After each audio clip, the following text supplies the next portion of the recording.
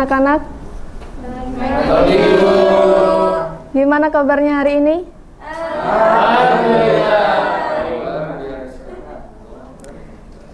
Sebelum kita memulai pembelajaran pada hari ini, kita berdoa dulu ya dengan membaca basmalah dan doa sebelum belajar bersama-sama.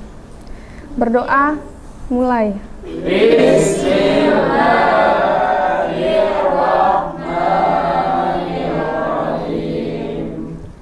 Raditu billahi rabbah wa bil islami dina wa bi muhammadin nabiyyan wa rasulah rabbi zidni ilma warzuqni fahma.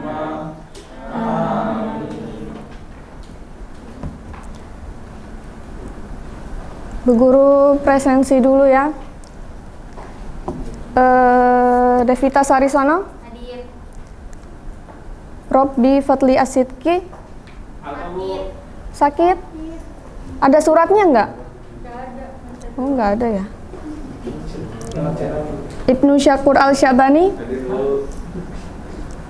Aulia Rahman. Diana Nur Rahman. Wahyu Talia Salsabila. Berarti yang sakit satu ya. Baik. Hari ini kita akan mempelajari mengenai nikmatnya mencari ilmu dan indahnya berbagi pengetahuan. Sebelum kita masuk ke pembahasan selanjutnya, hari ini kita akan mempelajari apa aja sih? Nah, ada 4 ya hari ini. Yang pertama ada pengertian ilmu, yang kedua hukum menuntut ilmu, yang ketiga keutamaan, dan yang keempat itu dalil. Pengertian ilmu, ada yang udah tahu?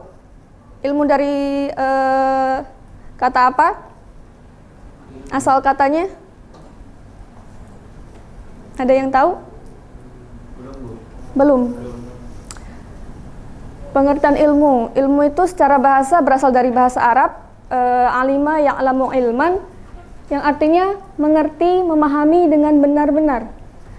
Sedangkan secara istilah, ilmu itu segala pengetahuan atau kebenaran tentang sesuatu yang datang dari Allah Subhanahu wa taala yang diturunkan kepada rasul-rasulnya dan alam ciptaannya termasuk manusia yang memiliki aspek lahiriah dan batiniah.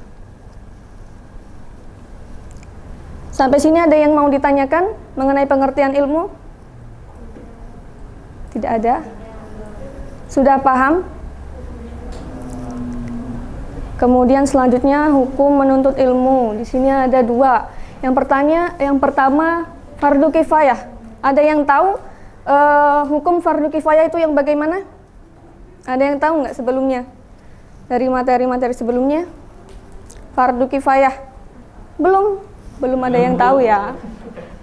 Fardu kifayah itu kewajiban bagi setiap muslim yang mana apabila sudah ada beberapa muslim yang melaksanakannya, maka kewajiban bagi muslim lainnya itu gugur. Contohnya apa? Contohnya menuntut ilmu tentang kedokteran. Habis itu ilmu tentang pertanian, ilmu hukum, dan lain-lain. Sedangkan kalau fardu ain ada yang tahu nggak? Wajib.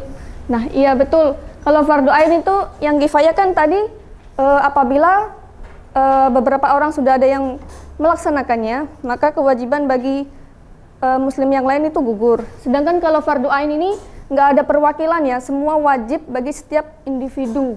Contohnya apa? Contohnya itu mempelajari ilmu tentang keagamaan, ilmu tajwid itu wajib bagi setiap individu. Kemudian keutamaan orang yang menuntut ilmu. Bagi orang-orang yang bersungguh-sungguh dalam menuntut ilmu, Allah beri keutamaan untuk mereka. Yang pertama, diberikan derajat yang tinggi di sisi Allah. Yang kedua, diberikan pahala yang besar di hari kiamat. Kemudian yang ketiga itu termasuk sedekah yang paling utama. Jadi sedekah tuh nggak cuma materi, nggak cuma uang gitu. Atau yang kemarin, pembahasan yang kemarin sedekah berupa senyum gitu. Di sini juga belajar dengan sungguh-sungguh, itu juga merupakan sedekah yang paling utama. Kemudian seperti berjihad di jalan Allah. Jadi seseorang yang menuntut ilmu dengan sungguh-sungguh itu mendapat pahala selayaknya orang yang berjihad di jalan Allah. Kemudian dinaungi malaikat pembawa rahmat dan dimudahkan masuk surga. Ini merupakan keutamaan orang-orang yang menuntut ilmu. Ini baru beberapa ya.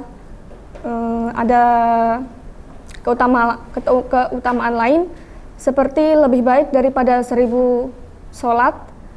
Kemudian lebih baik daripada seseorang yang ahli beribadah. Nah, ini dalilnya Quran surat At-Taubah ayat 122. Ada yang mau membantu membacakan?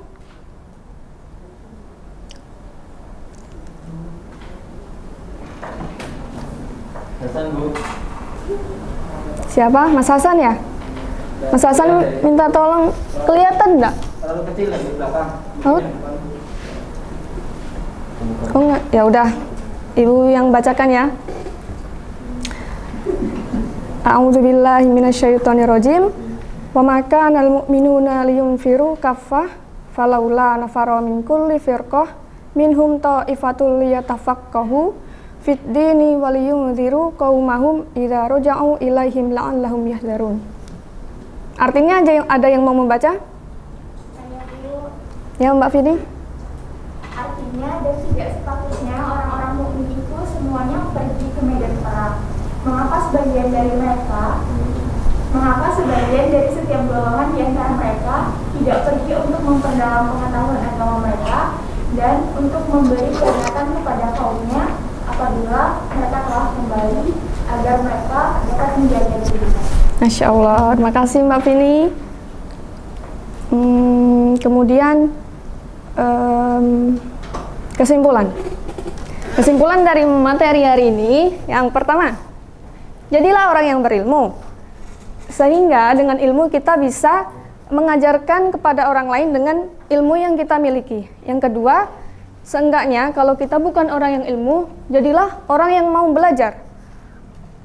Belajar dari lingkungan, belajar dari orang-orang. Kemudian yang ketiga, kalau kita masih belum bisa menjadi orang yang berilmu, belum bisa belajar dari orang lain, kita menjadi orang yang mau mendengarkan ilmu pengetahuan. Karena apa? Dengan mendengarkan ilmu pengetahuan, kita bisa mengambil hikmah dari yang kita dengarkan tersebut. Kemudian, jadilah orang yang menyukai ilmu pengetahuan. Di antaranya itu contohnya memuliakan orang yang berilmu, kemudian menyiapkan tempat untuk proses pembelajaran, dan lain-lain sebagainya.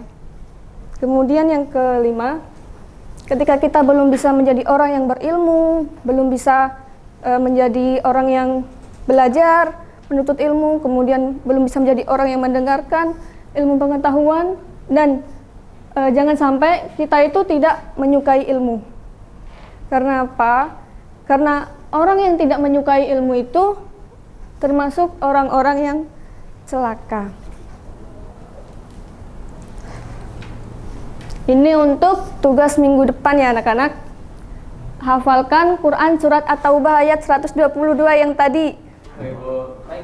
Beserta artinya. Minggu depan disetorkan kepada Bu Guru ya. Sama yang kedua ini, cari dalil lain mengenai ilmu pengetahuan. Bisa Al-Quran, bisa dari hadis.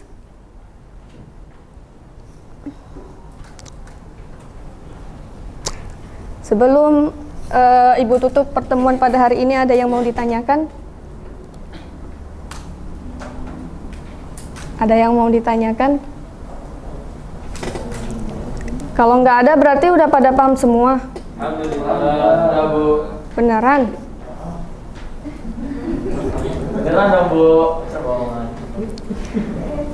Baik, kalau tidak ada yang mau ditanyakan, Bu Guru cukupkan pertemuan ini sekarang ya, karena waktunya juga sudah mepet. Mari kita tutup pembelajaran pada pagi hari ini dengan membaca hamdalah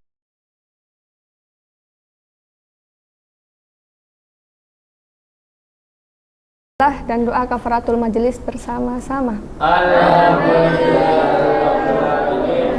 Subhanakallahumma wa bihamdika asyhadu an la ilaha illa anta Astaghfiruka wa atubu ilaik. Apabila ada salah-salah kata, Bu Guru minta maaf dalam penyampaian materi tadi. Wassalamualaikum warahmatullahi wabarakatuh.